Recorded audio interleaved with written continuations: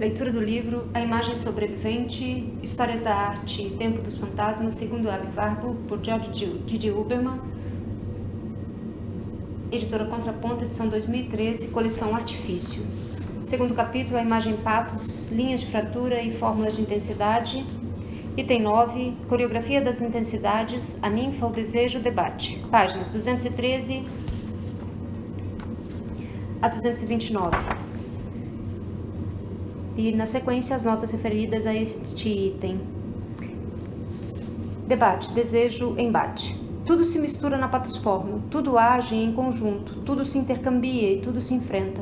A intensidade rima com a exuberância, a trágica exuberância de que Nietzsche chamava o dionisíaco.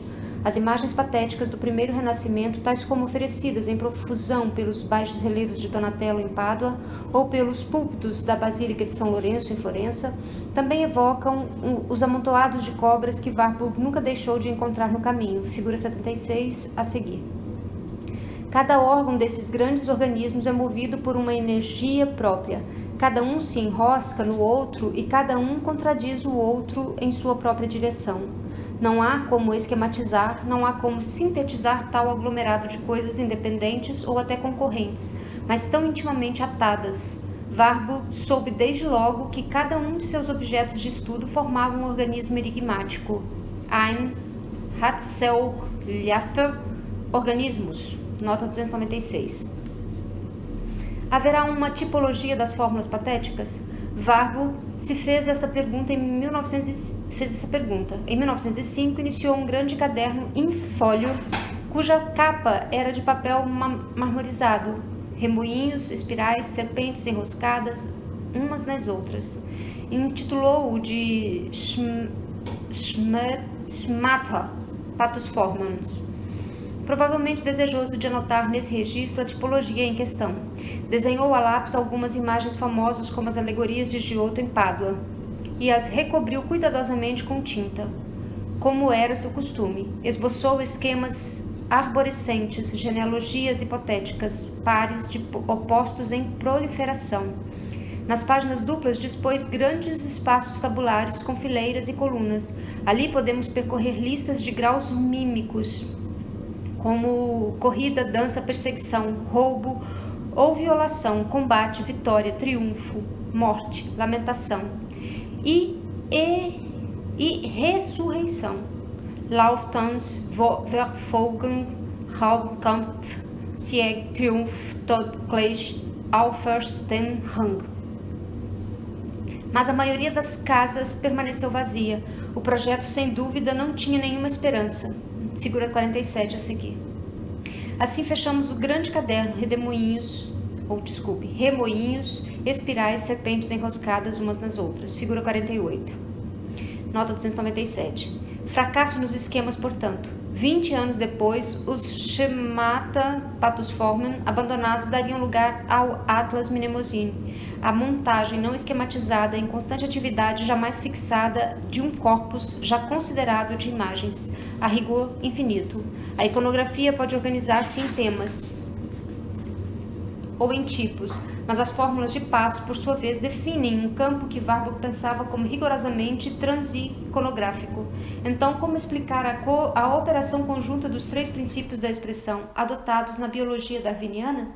Já que estamos falando de antropologia cultural, como encontrar, para além de Darwin, os paradigmas pertinentes para pensar na intensidade das formas simbólicas?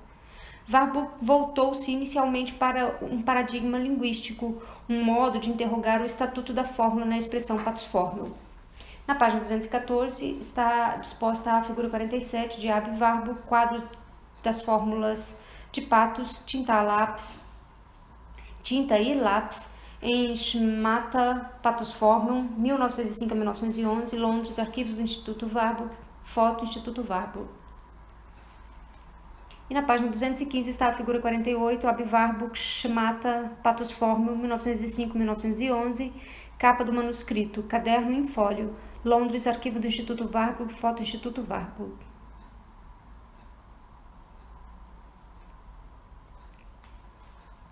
Quando iniciou, já em 1893, seu projeto de estudar em Botticelli a força formadora do estilo, Stilbildend met através dos processos de ampliação dos movimentos, Gesteigert Bewegung, nota 298, não usou à toa o adjetivo gesteigert.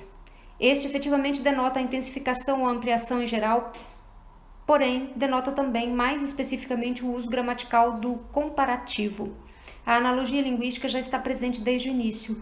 Em seus manuscritos, Warburg nunca deixaria de manejar os níveis de intensidade que chamava precisamente de comparativo e superlativo. Nota 299.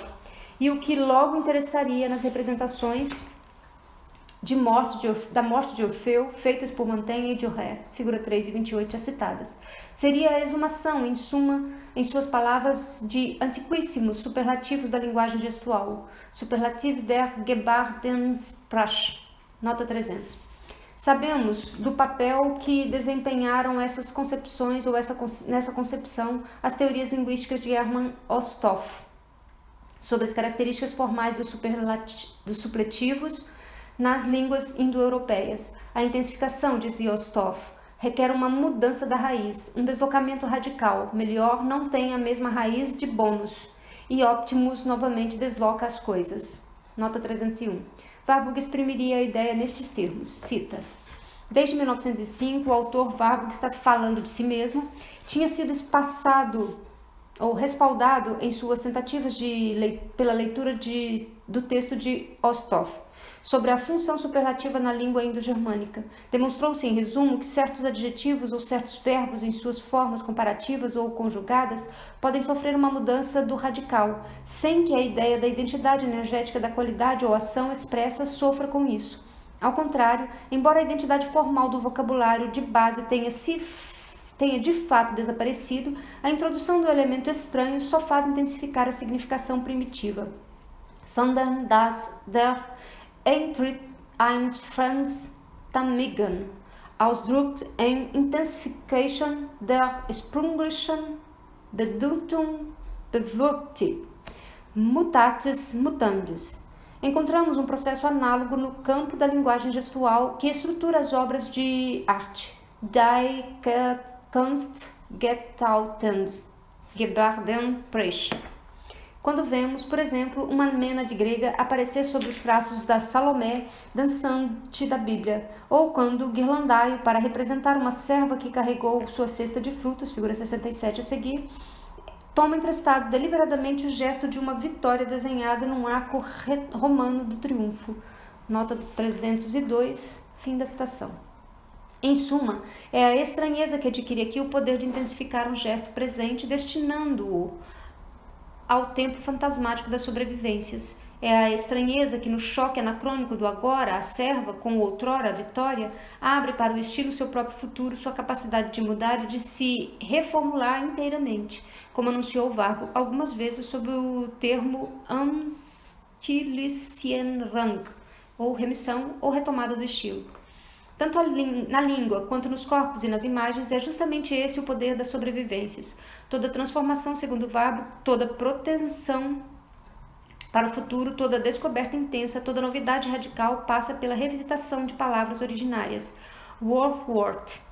Foi por isso que o projeto supremo de Warburg, o projeto de Mnemosyne, finalmente se apresentou a seus olhos como uma pesquisa por meio de sobrevivências, metamorfoses e sedimentações, do tempo perdido e da dinâmica fantasmática própria de certas palavras originárias da língua gestual das paixões. Worte, Leidenschaftliche, Gebärdenprachliche, Dynamik, nota 303, tal como as palavras originárias de Karl Abel, onde Freud foi beber em 1910 sua famosa tese sobre o sentido antitético. Gegensign, nota 304. As Words de Warburg são materiais plásticos destinados a marcas sucessivas, deslocamentos incessantes e intervenções antitéticas. Assim, seria um grave erro buscar na antropologia warburgiana uma descrição das origens compreendidas como fontes puras de seus destinos posteriores. As palavras originárias só existem como sobreviventes, ou seja, impuras, mascaradas, contaminadas, transformadas ou até antiteticamente invertidas. Figura 44. Passam pelas imagens do Renascimento como um sopro de estranheza temporal, mas de modo algum podem ser isoladas em seu estado natural, nem mesmo nos sarcófagos antigos. Rigorosamente falando, esse estado de natureza nunca existiu como tal. Do mesmo modo, cometeríamos um grave erro ao buscar nesse paradigma linguístico uma redução iconológica das imagens a palavras. Não há operação redutora, ou não há operações redutoras ou redutivas em Warburg. Sua paixão filológica, sua dívida para com Hermann Usner, sua admiração pela paleografia de Ludwig Traub, sua amizade com André Joles ou Ernest Robert Curtius, que dedicou a Warburg seu livro monumental à literatura europeia e à Idade Média Latina, e depois utilizou a ideia da patosforma no campo literário, tudo isso certamente indica uma profunda afinidade entre os campos de estudo, mas de modo algum uma filiação do estudo das imagens aos das palavras. Nota 305. Já em 1902, Warburg escreveu que sua busca das fontes não visava explicar as obras de arte por textos, e sim reconstruir o laço de connaturalidade antropológicas de coalescência natural entre a palavra e a imagem. Die Naturliche Zusammengeborigkeit von Wort und Bild. Nota 306. Mais uma vez, perdoem a pronúncia das palavras estrangeiras, eu não conheço os idiomas, então provavelmente estão incorretos. Essa connaturalidade está inscrita na história dos corpos, assim como na história das palavras.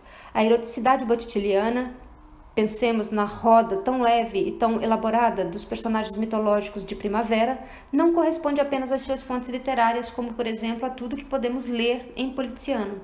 Também é corporalmente assediada por ritmos originários, que já modulam as superfícies de sarcófagos antigos, figura 49, muito antes de Salomon Reinach e de Marcel Mauss. Warburg nota 307.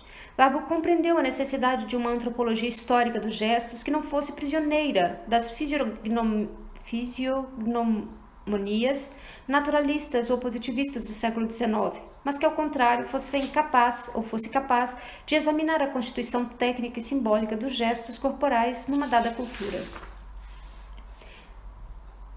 Na página 218 está a figura 49, anônimo romano, segundo o original grego, Acles em Cyrus, detalhe, reprodução gráfica de um sarcófago de Uborn Abbey, Warburg, Sandro Botticelli, Gebot der Venus and Frühling, Leipzig, 1893, página 15. Daí a importância de um segundo paradigma que chamarei de coreográfico.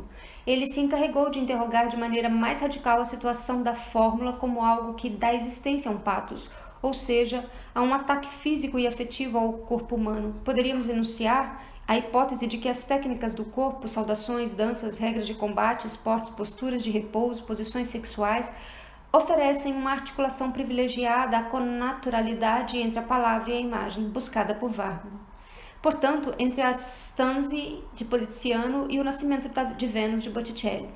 O historiador não deve contentar-se com a simples relação entre a fonte literária e seu resultado artístico. Deve levar em consideração toda uma intensidade antropológica na qual as regras sociais da sedução amorosa confinam com as maneiras florentinas de dançar o ballo hindui, ou melhor ainda, a bassa dança intitulada Vênus. Em O Nascimento de Vênus, que faz a hora ou a graça com seu vestido ao vento e sua grande capa movimentada,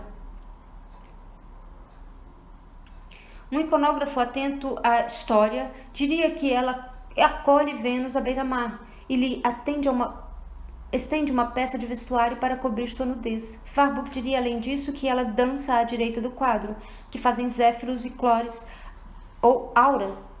Warburg diria, afora o fato de eles estarem na origem de uma brisa que empurra a concha de Vênus para a costa, que os dois dançam enlaçados ainda que seja no ar. Que faz a própria Vênus? Dança imóvel diante de nós, isto é, faz de sua simples pose uma coreografia do corpo exposto. Que fazem os personagens da primavera? Todos dançam. Que fazem as criadas de Ghirlandaio no ciclo de Santa Maria Novella, além de verter água numa tina ou carregar uma bandeja de frutas? Elas também dançam, centrais para uma dinâmica da imagem, ao mesmo tempo em que passam marginais a distribuição dos personagens no tema iconográfico.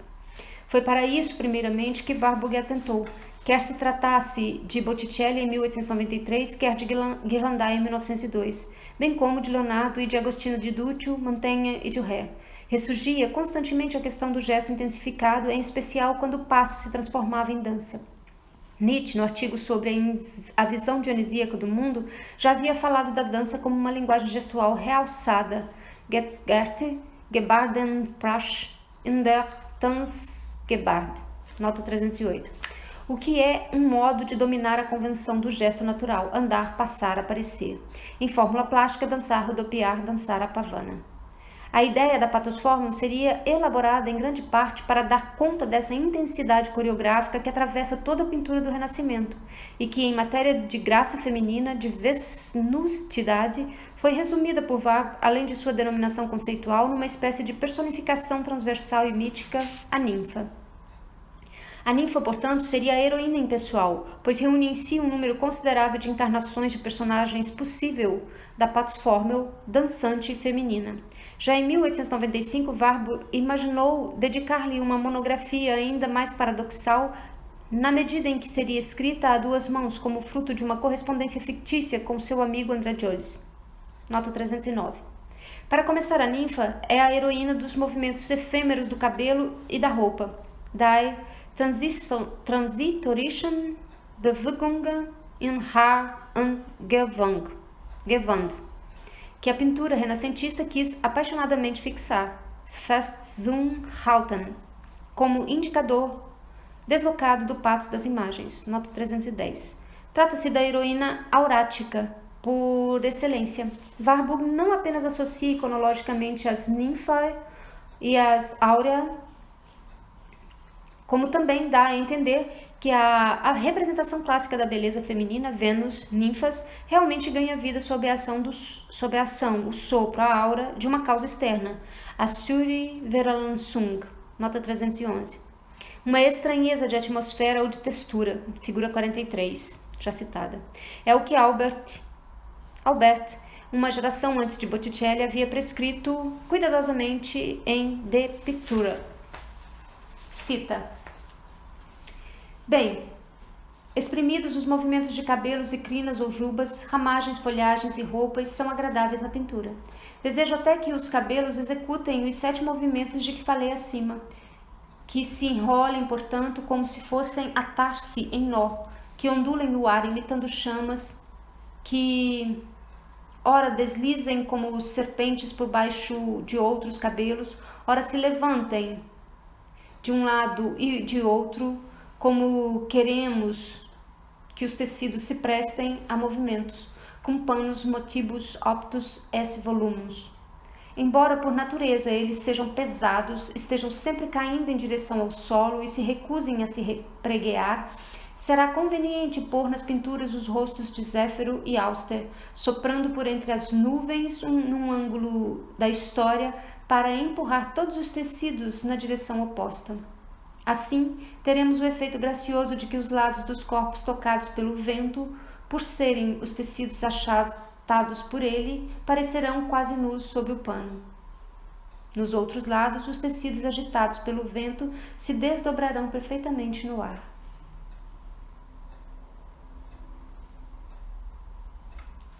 Fim da citação, nota 312. A ninfa, portanto, é a heroína do encontro movente e comovente. Uma causa externa suscita um movimento efêmero nas bordas do corpo, mas um movimento tão organicamente soberano, tão necessário e destinal quanto transitório. A ninfa encarna-se na mulher-vento, na aura, na deusa fortuna, que Warburg descrevia como a estilização de uma energia concreta. Stiebildung, Weltzungen, Vanditer Energie, nota 313. A ninfa se encarna, ou seja, é tanto mulher quanto deusa, Vênus terrestre e Vênus celeste, dançarina e Diana, serva e Vitória, Judite, castradora e anjo feminino, como podemos ver notadamente ao percorrermos as pranchas 46 a 48 do Atlas Mnemosyne, figura 60 a 72. Nota 314. Aérea, mas essencialmente encarnada, esquiva, mas essencialmente tátil. Assim é o belo paradoxo da ninfa, cujo emprego técnico é muito bem revelado, aliás, pelo texto de Pictura. Basta explica Albert, fazer soprar um vento sobre uma bela figura envolta em drapeados. Na parte do corpo que recebe o sopro, o tecido cola-se à pele.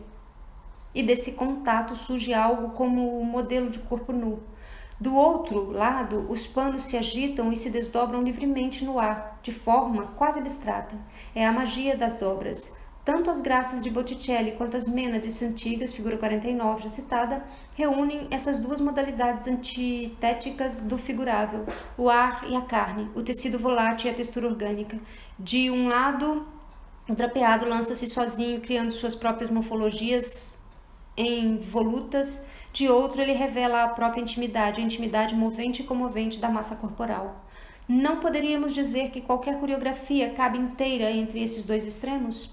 Por outro lado, como não constatar que nesse paradoxo da pathos formel entra um traço de época que seria manifestado de um lado pelos dinamogramas, desdobrados, abstratos e superdimensionados, dos drapeados em volutas de Louis Fuller, figura 50, na página 221, Théodore Rivière, Louis Fuller, na Dança do Lótus, 1896, fotografia. E de outro, pelos dinamogramas purificados e abstratos, mas orgânicos, produzidos pela cronofotografia de Etienne Jules Mary, figura 51, a seguir. A ninfa compreende-se, fornece a articulação possível entre a causa externa, a atmosfera, o vento, e a causa interna, que é fundamentalmente desejo. A ninfa, com seus cabelos e seus drapeados em movimento, surge assim como um ponto de encontro sempre móvel entre o fora e o dentro. A lei atmosférica do vento e a lei visceral do desejo. O traço de época a que me refiro reúne Taine a Ruskin, Proust e Bourneau Hofmannsthal. Perdoe a pronúncia, deve estar errada. Hofmannsthal. Vou reler esse parágrafo. O traço de época a que me refiro reúne Taine e Ruskin, Proust e Bourneau, Séguin e Max Klinger, o estilo Art Nouveau e a poesia simbolista, Hofmannsthal e Danuzio, Fortuny e Mallarmé, Isadore Duncan e Louis Fuller, etc., em torno de do mesmo tema, simultaneamente dinâmico e arqueológico, que poderíamos chamar de menadismo fin de siècle. Figura 51, na página 222, Georges Demain, Queda elástica sobre a ponta dos pés, 1884, decalque baseado em Mary, Le Mouvement, Paris, 1894, página 138, sob o título Salto em profundidade, com flexão das pernas para amortecer a queda.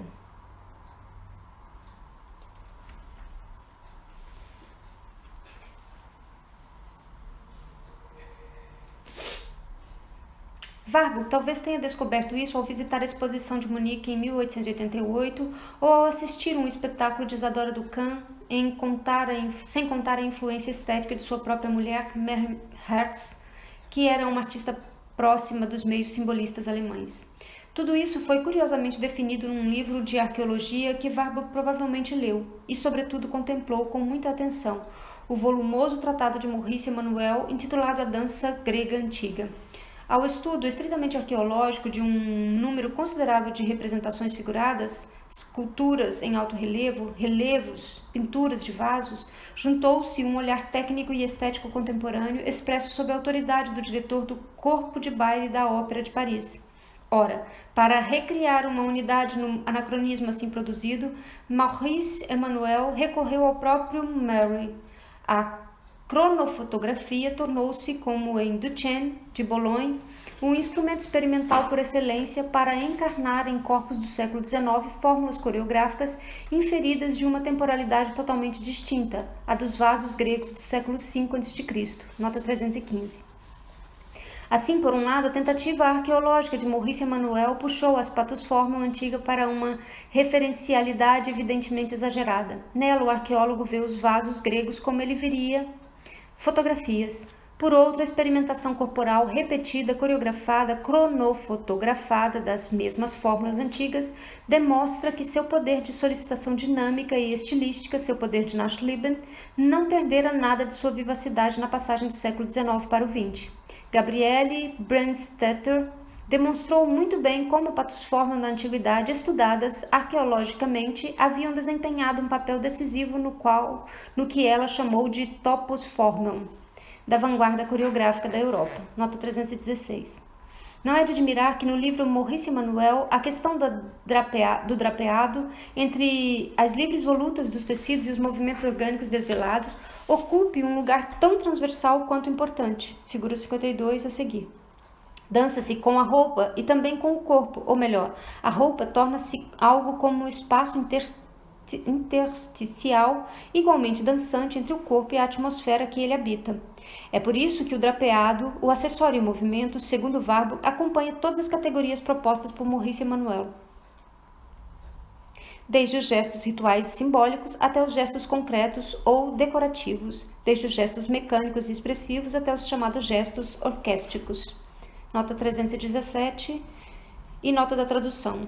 Seria aceitável dizermos coreográficos, porém orquésticos e orquéstica adiante, segundo o dicionário Caldas Aulet, faz uma referência mais direta à ginástica rítmica dos gregos antigos, que incluía a dança.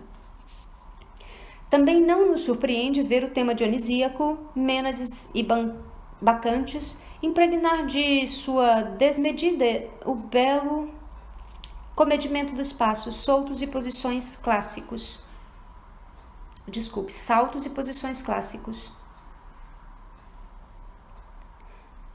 O corpo dançante, com seu vocabulário gestual reprodutível, dá lugar a uma coreografia mais misteriosa, mais primitiva e pulsional, uma coreografia de movimentos irreprodutíveis ligados a rituais violentos demais para que possam ser reconstituídos sob a batuta de um diretor do corpo de baile da Ópera de Paris. Assim, Maurice Emmanuel evoca o limite extremo da curvatura da coluna vertebral, alcançada pela bacante, que avança em passos miúdos e em meia ponta. Figura 53 a seguir. Nota 318. Evoca a figura muito flamenca do rodopio, com os sapateios sobre as plantas dos pés ou a meia ponta, às vezes acompanhado por estranhos arqueamentos das costas ou flexões dos joelhos. Nota 319. Evoca as danças fúnebres dos gregos antigos como uma gesticulação feita de rasgar roupas, bater no peito e arrancar os cabelos. Nota 320.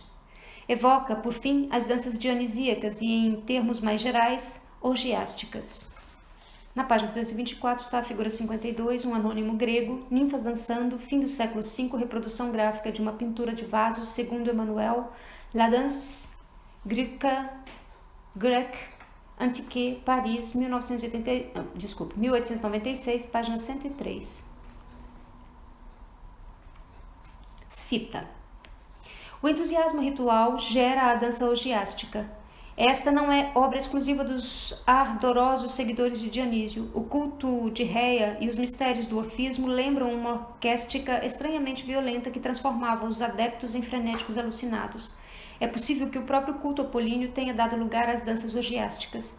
E o entusiasmo, segundo Estrabão, toca de perto na adivinhação. Basta nos lembrarmos das contorções da pitonisa, que não deixam de ter analogias com as poses extasiadas e os movimentos exagerados de grande número de dançarinos representados em vasos ou em relevos. Sem dúvida, a Mênade, que seguram um pé humano e executam uma dança orgiástica com a cabeça jogada para trás, é uma representação puramente simbólica. Ela lembra a lenda de Dionísio Zagreu, dilacerado pelos titãs. Mas a homofagia, reduzida à dilaceração de animais, era praticada nas cerimônias noturnas em homenagem a Zagreu. Os iniciados compartilhavam a carne crua de um touro e, em seu entusiasmo, imitavam Dionísio, que Eurípides pintou imolando um bode e saboreando sua carne palpitante. A Mênade de Scopas, dilacerando um cabrito, e todas as réplicas posteriores podem dar uma ideia dessas danças em que a violência dos movimentos parece excluir qualquer euritmia. Nota 321, fim da citação. Na página 225 temos a figura 53, um anônimo grego, Mênade sátiro, período helenístico, reprodução gráfica de um baixo relevo, segundo Emmanuel, La Danse Grecque Antique, Paris, 1896, página 198. Essa questão da euritmia, ou melhor, de sua ausência, é essencial.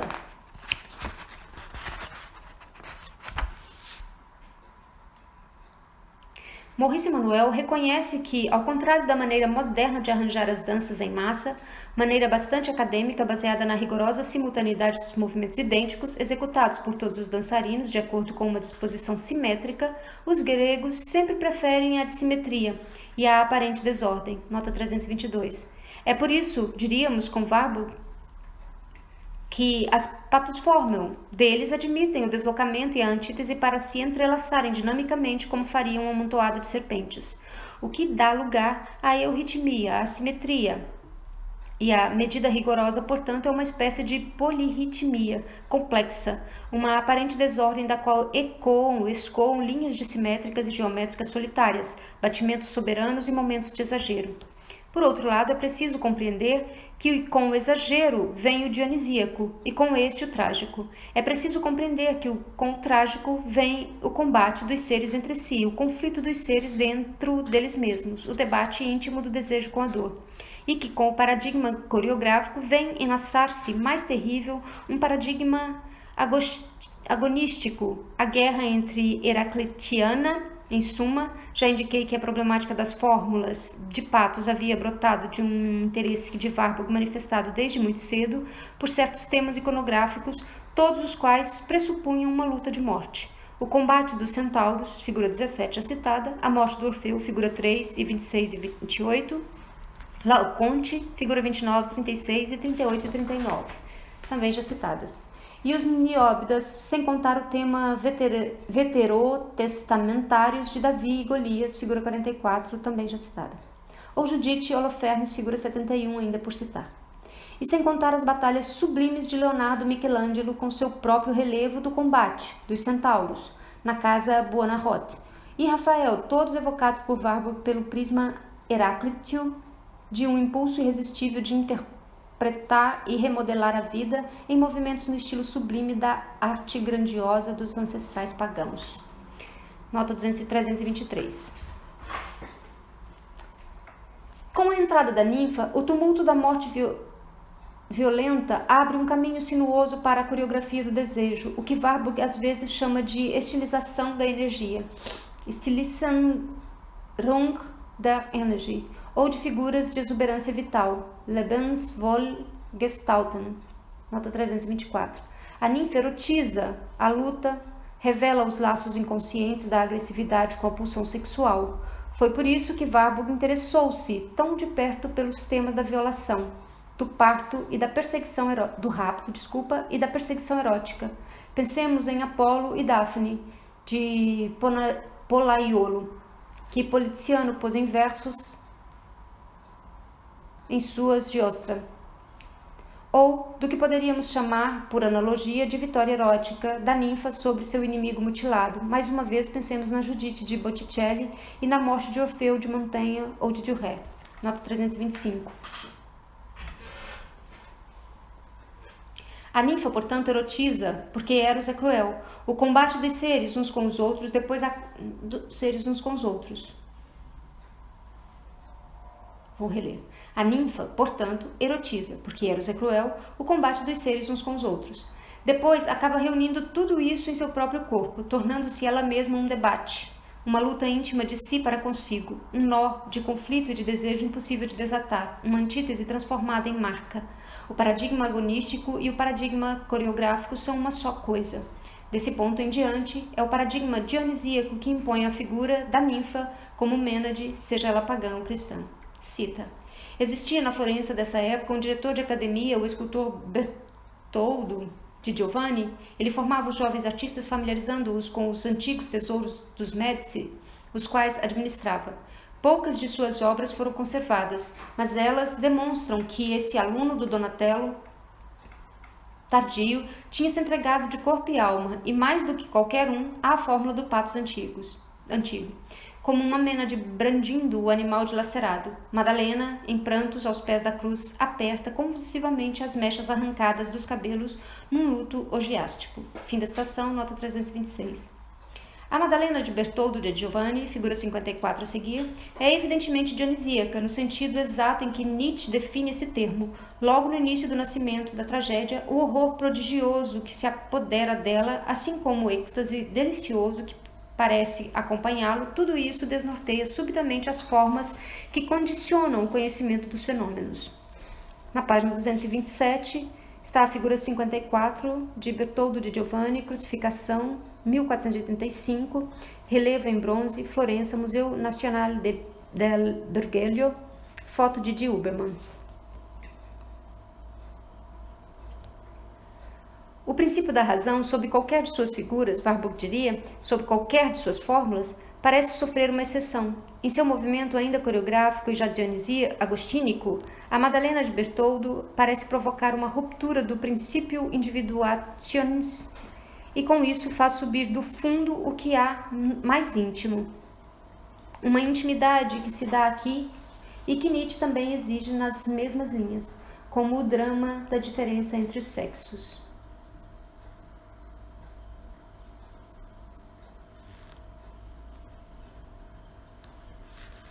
Nota 327. Ostensivamente nua e provocante em sua roupa transparente, a Madalena de Bertoldo, essa ninfa devota e renascentista, dança aos pés da nudez crística como uma antiga mênade dançaria corpo a corpo com a nudez do sátiro que ela provocou. Figura 53. Essa Madalena é a mais próxima, falando em termos figurais, da Judite de Botticelli, que exibe de modo tão cruel e tão sensual a cabeça desgrenhada de Holofernes, figura 71, que de qualquer inocente devota de Frangélico. Nela se encarna, portanto, a Nachleben do paganismo, marca primeiro princípio darwiniano, o primitivismo. Por outro lado, ali onde o iconógrafo tem que separar dor e desejo, Madalena, no contexto dessa cena evangélica, evidentemente é apenas dor.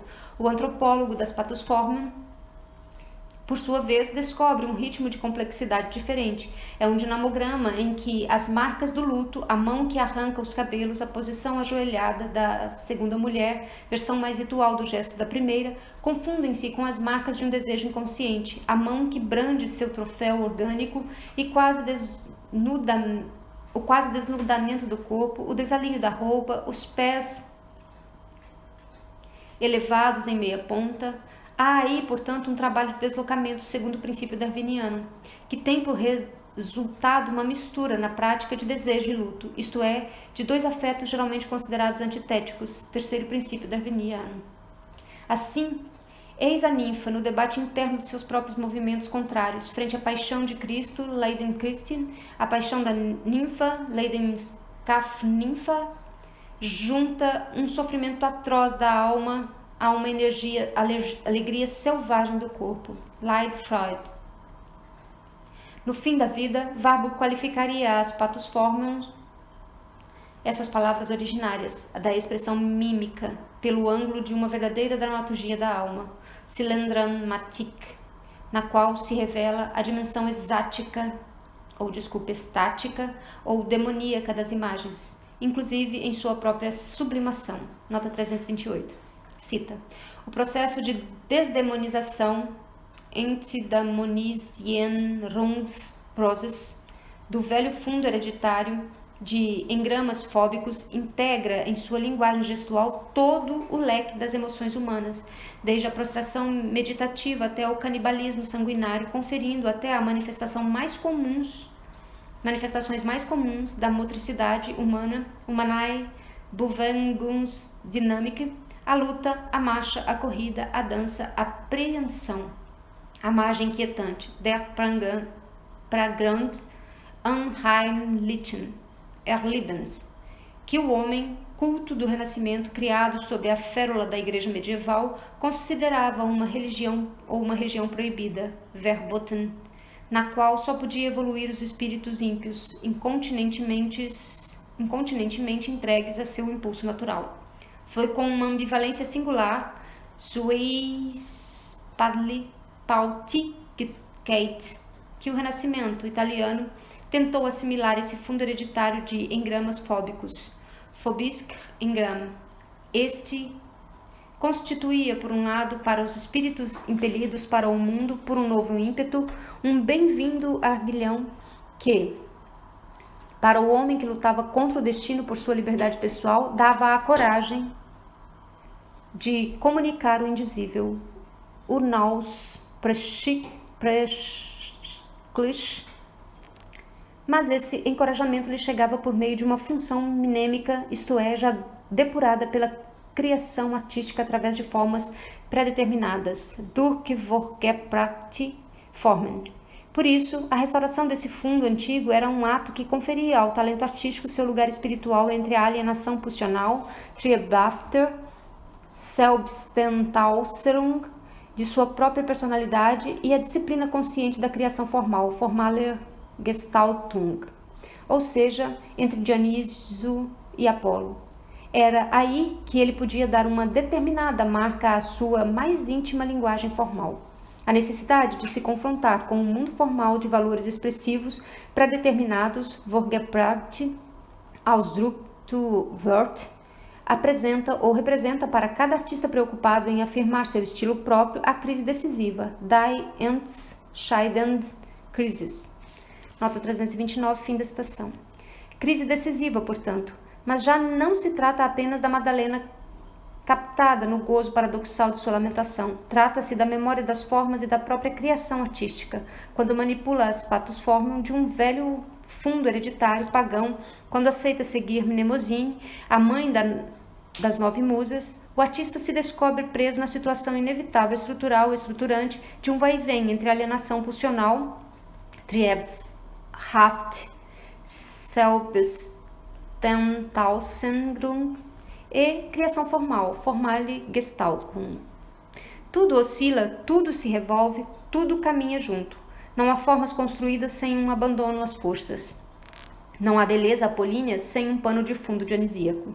Retomemos, pois, pela primeira vez, ou pela última vez, desculpe, os termos nietzschianos. O que é a crise decisiva? Senão esse momento equilibrista, esse momento fio de navalha em que o êxtase delicioso prende-se de modo absoluto a um horror prodigioso. Em que a emergência do que há de mais íntimo, mesmo que possa estar ligada à diferença entre os sexos, consuma subitamente a ruptura do princípio de individuação. Em que as formas do conhecimento desnorteiam-se bruscamente por sofrerem uma exceção. Nota 330. Que é, enfim, esse momento em que vem debater e se entrelaçar o presente do patos e o passado da sobrevivência, a imagem do corpo e o significante da linguagem, a exuberância da vida e a exuberância da morte, o gasto orgânico e a convenção ritual, a patonima burlesca e o gesto trágico? Que é esse momento, afinal, se não o do sintoma, o dessa exceção, dessa desorientação do corpo e do pensamento, dessa ruptura do princípio de individuação, dessa emergência do mais íntimo, no qual só o que permite pensar é a psicanálise freudiana contemporânea de Warburg?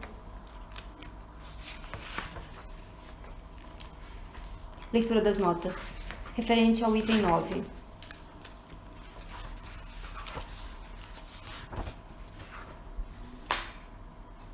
Da nota 296 a 331. Nota 296, Warburg, 1902A, página 74, tradução, página 110. Nota 297, Warburg, 1905 a 1911. Nota 298, Warburg, 1893, página 13, tradução, página 49.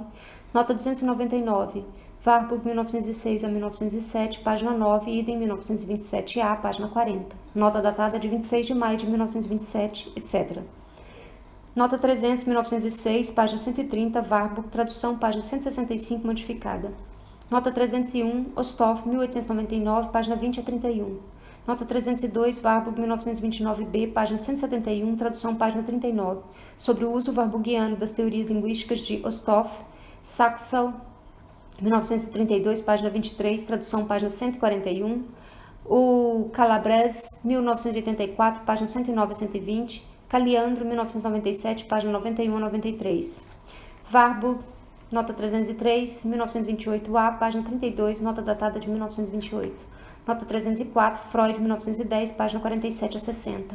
Nota 305, Curtius, 1947, página 5, dedicatória a Warburg, 81, Deus está nos detalhes, 145 a 146, Botticelli e os autores antigos, etc., idem, 1950, página 257 a 263, sobre as relações entre Warburg e Curtius, em que a patosforma tende para o topos, ver Warnink, 1980b, página 61 a 68, Voutke, 1986, páginas 627 a 635, sobre as relações entre Warburg e Scholz, Bodar, 1991, páginas 5 a 18.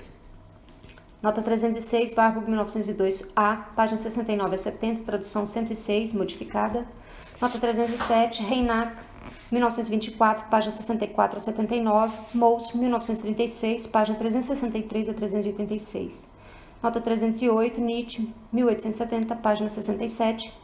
Nota 309, Warburg, 1900, com Scholz, conforme Gombrich, 1970, página 105 a 127, Bodar, 1991, página 5 a 18, Cortarini, 1922, página 87 a 93, Weigel, 2000, página 65 a 103, Nota 310, Warburg, 1893, página 19, tradução, página 56, Nota 311, Warburg, página 31 a 30 a 31 e 54 a 63, tradução, páginas 65 a 66 e 83 a 91. Nota 312, Albert, 1435, páginas 187 a 189, capítulo 2, 45. Nota 313, Warburg, 1907, B, página 147, tradução, página 180. Nota 314, Warburg, 1927 a 29, página 84 a 89. Nota 315, Manuel, 1896, página 5, as cronofotografias encontram-se nas pranchas 2 a 5. Nota 316, Brandstetter, 1905, página 43 a 315. Nota 317, Manuel, 1896, página 28 a 37, 41 a 44. Nota 318, Emmanuel, página 198. Nota 319, Emmanuel, página 164 a 165. Nota 320, Emmanuel, página 267 a 275. Nota 321, Emmanuel, página 299 a 301. Nota 322, Emmanuel, página 296. Nota 323, Warburg, 1914, página 173 a 176, tradução, página 239.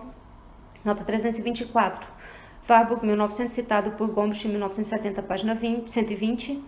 Nota 325, Warburg, 1893, página 41, tradução, página 73, idem, 1906, página 125 a 135, tradução 159 a 165. Nota 326, Warburg, 1964, página 173 a 176, tradução, página 238 a 239, conforme Antal e Wynne, 1937, página 70 a 73. Nota 327, Nietzsche, 1872, página 44. Nota 328, Warburg, 1928 a 29, página 8 e 28. Notas datadas de 2 de setembro de 1928 e 25 de maio de 1929, sobre o caráter demoníaco das patosformum, Handnot, 1985, página 91 a 102.